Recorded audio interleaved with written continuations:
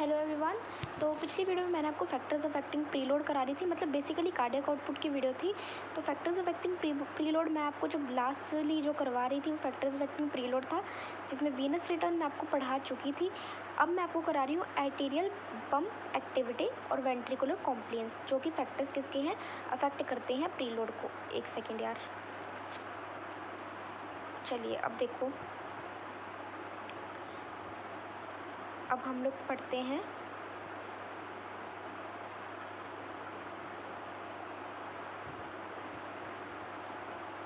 ये वाला topic, arterial pump की एक्टिविटी। तो वेंट्रिकुलर फीलिंग जो होगा वो हमारे पास अकर हो जाएगा मोस्टली पैसिवली। हमारे पास जो वेंट्रिकल फीलिंग होती है वो मोस्टली पैसिवली होती है बेटा, ठीक है।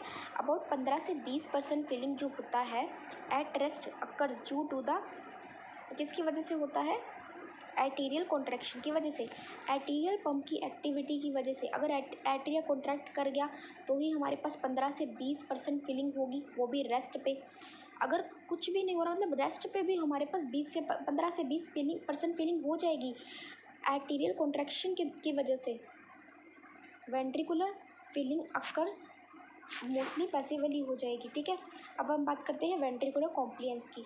सो हम नॉर्मली क्या होता है बेटा, वेंट्रिकुलर मसल्स जो होंगे हमारे पास स्ट्रेचेबल, वेंट्रिकुलर मसल्स कैसे होंगे, स्ट्रेचेबल होंगे, कॉम्प्लियंट होंगे क्योंकि वो स्ट्रेच कर रहे हैं, enough to accommodate adequate blood during the diastole normal EDV, normal end diastolic volume के दौरान, जो कि 130 मिलीलीटर है, ये अकोमोडेट कर जाएगा ब्लड को और स्ट्रेचिंग कर देगा, मतलब ये स्ट्रेचेबल होगा। वेंट्रिकुलर मसल्स स्ट्रेचेबल होंगे जब हमारे पास एंड डायस्टोलिक वॉल्यूम 130 ml होगा, ताकि अकोमोडेट कर सके एडिकेट ब्लड को, ठीक है, इसीलिए वो स्ट्रेच कर रहा है। फीलिंग हमारे पास डिक्रीज़ कर रही है, फीलिंग जो हो रही है वो डिक्रीज़ कर रही है किसको, कार्डियोमायोपैथीज को, ड्यू टू डिक्रीज्ड कॉम्प्लियंस।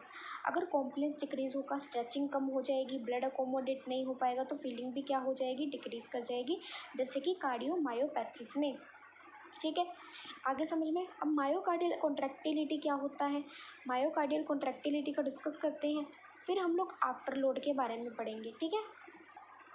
अब ये देखो बेटा, ये मैं आपको जो दिखा रही हूँ ना, ये पेज मैं आपको क्यों दिखा रही हूँ, मैं तो आपको वो पढ़ाने वाली थी आफ्टर लोड वगैरह ये सब, है ना, मायोकार्डियल एक्टिविटी पढ़ाने वाली थी बेटा। ये मैं आपको इसलिए दिखा रही हूँ क्योंकि पिछली वीडियो में मैंने आपको factors of acting cardiac output बताया था, जिसमें मैंने आपको बताया था कि स्ट्रोक वॉल्यूम किस किस पे डिपेंड कर रहा है। एक तो प्री लोड पे कर रहा है, अब मैं आपको बता रही हूँ, एक प्री लोड पे कर रहा है बेटा, सेकंड कर रहा है मायोकार्डियल एक्टिविटी पे, एंड थर्ड बेटा किस पे कर रहा है, थर्ड किस पे कर रहा है बेटा, थर्ड कर रहा है आफ्टर लोड पे। तो वही चीज़ मैं आपको दिखाने के लिए यहाँ पे इस वाले पेज पर लेकर आई हूँ।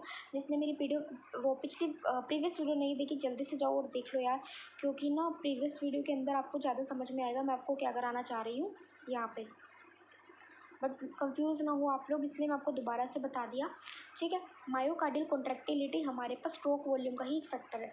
सो ये क्या करता है, एक्सर्ट करता है major influence on cardiac output. अगर मेरे पास मायोकार्डियल एक्टिविटी बढ़ गई तो मेरे पास पॉजिटिवली आइनोट्रोपिक होगा, लेकिन अगर मायोकार्डियल कॉन्ट्रैक्टिलिटी डिक्रीज हुई तो मेरे पास नेगेटिवली आइनोट्रोपिक हो जाएगा। सो ये किस पे डिपेंड करेगा बेटा, वेंट्रिकुलर मसल के मास पे, state of the autonomic activity पे, concentration of various hormone and chemicals पे इन बॉडी या ब्लड पे, ठीक है, ड्रग्स या फिर ड्रग्स और हार्ट रेट, इन सब पे ये डिपेंड करेगा मायोकार्डियल एक्टिविटी। सो मायोकार्डियल की जो कॉन्ट्रैक्टिलिटी है वो बढ़ेगी तो क्या हो जाएगा, पॉजिटिव आइनोट्रोपिक, कम होगी तो नेगेटिव आइनोट्रोपिक। एंड किस किस में बढ़ेगा, वेंट्रिकुलर मास, मसल मास में, state of the autonomic activity में, ड्रग्स, हार्ट, इस पर डिपेंड करेगा, concentration of the various hormone and the chemicals in the body या ब्लड में, ठीक है। अब आफ्टर लोड क्या होता है, ये तो मैंने आपको बताया मायोकार्डियल कॉन्ट्रैक्टिलिटी का कि किस किस के अंदर बढ़ रहा है, किस किस पे डिपेंड हो रहा है, वो सब बता दिया। लेकिन आफ्टर लोड क्या होता है, force against which the ventricles must contracts and eject the blood, मतलब ये वो फोर्स है जिसके अगेंस्ट हमारे वेंट्रिकल्स जो है वो कॉन्ट्रैक्ट कर रहे हैं और ब्लड को बाहर निकाल रहे हैं, इजेक्ट कर रहे हैं। It is the resistance offered against the ejection of the blood from the ventricle, मतलब जो ब्लड बाहर निकाल रहा है ना वो वेंट्रिकल, तो उसको ना रुकावट करनी है कि ब्लड बाहर मत आए, ठीक है, इसलिए यहाँ पे रेजिस्टेंस ऑफर हो रही है। Eight the end of the isometric contraction, जहाँ पे आइसोमेट्रिक कॉन्ट्रैक्शन है तो वहाँ पे कौन सी वॉल्व होगी, सेमी लूनर वॉल्व हो जाएंगी, ठीक है।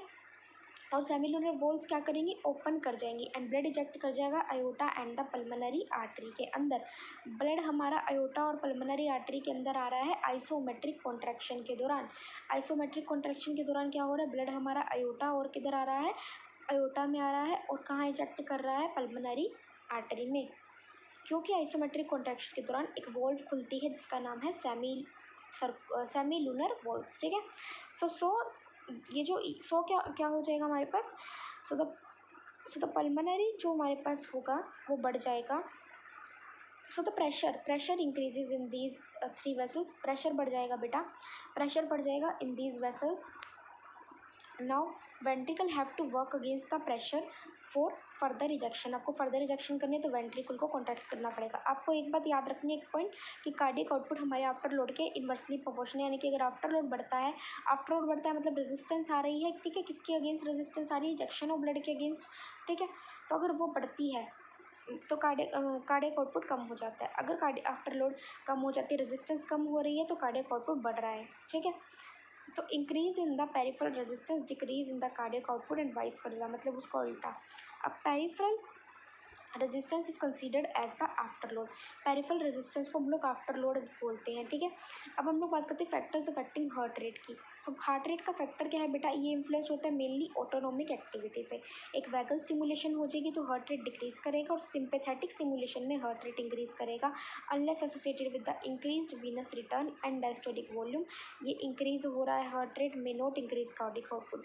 मतलब ये नहीं कि unless associated with the increase cardiac heart venous return, कि अगर वीनस रिटर्न बढ़ रहा है तो हमारे पास कार्डियक आउटपुट, हार्ट रेट बढ़ना चाहिए, कार्डियक आउटपुट बढ़ेगा, ये ऐसा नहीं है, ठीक है। अगर वीनस रिटर्न बढ़ रहा है तो हमारे पास इंक्रीज हो रहा है हार्ट रेट के अंदर। वीनस रिटर्न बढ़ रहा है तो हार्ट रेट इंक्रीज कर रहा है, बट ये बात नहीं है कि अगर वीनस रिटर्न बढ़ रहा है तो कार्डियक आउटपुट भी बढ़ेगा।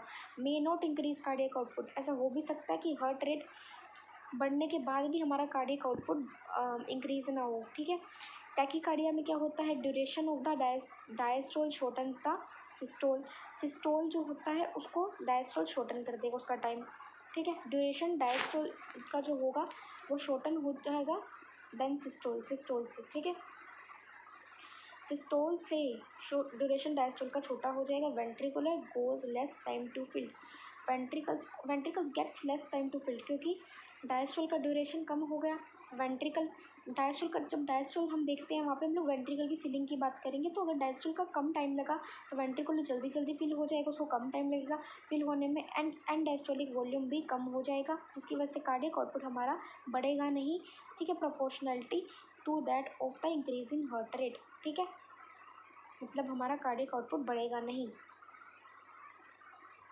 अब हम लोग बात करते हैं किसकी, सिमिलरली जब कार्डियक आउटपुट डिक्रीज करेगा diastolic filling of the ventricles के दौरान, तो मेरे पास क्या होगा, compensate to maintain cardiac output का मेंटेनेंस का कंपेंसेट हो जाएगा। तो बेटा यही थे हमारे पास सारा का सारा कार्डियक आउटपुट का कंसेप्ट। अब मैं आपको रेगुलेशन कराऊंगी कार्डियक आउटपुट की, तो वो भी आप रेगुलेशन भी देख लीजिए, ठीक है। सो ये देखो बेटा, determinants and regulation. Heart rate बेटा किससे कंट्रोल होता है, सिंपैथेटिक स्टिमुलेशन से, जो कि हार्ट रेट को बढ़ा रहा है via the norepinephrine and the epinephrine, ठीक, एड्रेनलिन, ठीक है। नोरएपिनेफ्राइन और एड्रेनलिन से हमारे पास सिंपैथेटिक स्टिमुलेशन आता है और हार्ट रेट बढ़ जाता है। पैरासिम्पैथेटिक में हार्ट रेट कम हो जाएगा, वो भी एसिटाइलकोलिन से, ठीक है। और बाकी के फैक्टर्स कौन कौन से, ड्रग्स हो गया, बॉडी टेम्परेचर हो गया, ब्लड लेवल्स आयंस के, जैसे कि कैल्शियम हो गया, पोटेशियम हो गया, एंड कंडीशंस होगी टैकीकार्डिया, ब्रैडीकार्डिया, ठीक है। तो हार्ट रेट किससे कंट्रोल होता है, सिंपैथेटिक में तो नोरएड्रेनलिन से इंक्रीज करेगा हार्ट रेट, एंड डिक्रीज किससे केस में करेगा, पैरासिम्पैथेटिक से heart rate via acetylcholine. Other factors drug हो गया, आयंस हो गए, कैल्शियम, पोटेशियम, टैकीकार्डिया, ब्रैडीकार्डिया हो गया, ठीक है, ड्रग्स हो गए, बॉडी टेम्परेचर हो गया। स्ट्रोक वॉल्यूम देखो, स्ट्रोक वॉल्यूम 3 मेन फैक्टर से कंट्रोल होता है, जो मैं आपको ऑलरेडी पढ़ा चुकी हूँ। प्रीलोड में क्या होगा, volume of the blood filling the ventricles at the end of the diastole. Preload बढ़ेगा, हायर प्रीलोड इंक्रीजेस तो स्ट्रोक वॉल्यूम भी बढ़ेगा। By the Frank Starling mechanism, greater stretch होगी तो स्ट्रॉन्ग कॉन्ट्रैक्शन होगी, इससे स्ट्रोक वॉल्यूम बढ़ेगा, ठीक है। कॉन्ट्रैक्टिलिटी में क्या है, force of the heart muscle contraction. Sympathetic activity से, स्टिमुलेशन से हमारा कॉन्ट्रैक्टिलिटी बढ़ेगी इन सर्टेन हार्मोन से। आफ्टर लोड में हमारे पास जो ओवरकम करना है ब्लड को, जो ब्लड इजेक्ट हो रहा है उसको ओवरकम करने के लिए एक रेजिस्टेंस लगेगी, high after load. Example hypertension, जब बीपी बढ़ जाता है तो हमारा स्ट्रोक वॉल्यूम कम हो जाता है बेटा। Sympathetic nervous system and hormones like epinephrine hormone है, both increase the heart rate. Heart rate कौन कौन बढ़ाता है, sympathetic nervous system and epinephrine भी हार्ट रेट बढ़ा रहा है। And contractility boosting the cardiac output. And contractility क्या कर रहा है, बूस्ट कर रहा है कार्डियक आउटपुट को। जितनी कॉन्ट्रैक्टिलिटी होगी उतनी कार्डियक आउटपुट बढ़ेगा, ठीक है। फिर हम बात करते हैं कि additional regulation, intrinsic mechanism, extrinsic mechanism और एक्सरसाइज में, ठीक है। तो इंट्रिंसिक मैकेनिज्म में फ्रेंच स्टार्लिंग लॉ जो है वो, the more the cardiac muscle is stretch, जितना स्ट्रेच होगा हायर प्रीलोड होगा तो मोर फोर्सफुली वो कॉन्ट्रैक्ट करेगा, स्ट्रोक वॉल्यूम बढ़ेगा, कार्डियक आउटपुट बढ़ेगा, ठीक है। एक्सट्रिंसिक बनने में क्या है बेटा, primarily neural autonomic nervous system and hormonal control आ जाएगा।